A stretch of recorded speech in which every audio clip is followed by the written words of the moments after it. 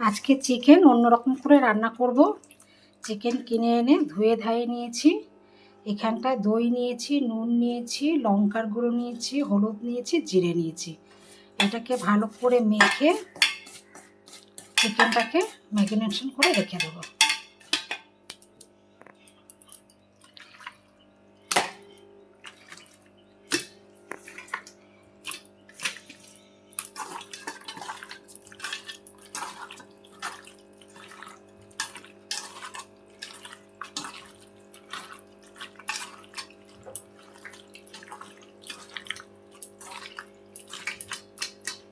এটা ঢাকা দিয়ে রেখে দেব। মাখা হয়ে গেছে, এটাকে ঢাকা দিয়ে আধা ঘন্টা রেখে দেব। মাংসে পেঁয়াজ দিয়ে দেব।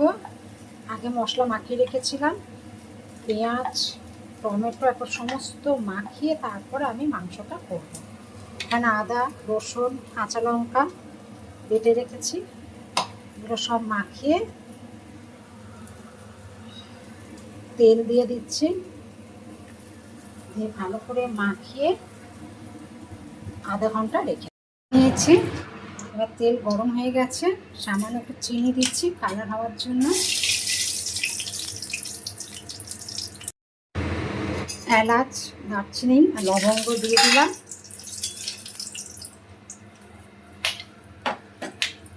এবার আমি মাংসটা তুলে দেব।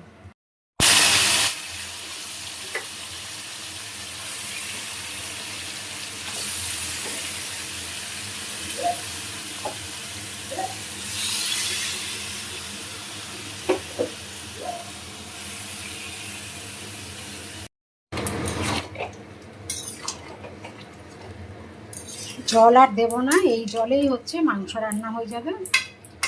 ঢাকা দিয়ে দিয়ে মাংসটা রান্না করব। আলু ভেজে রেখেছিলাম, আলুটাও তুলে দিলাম, দিয়ে কম করে করে ঢাকা দিয়ে দিয়ে মাংসটা রান্না করব।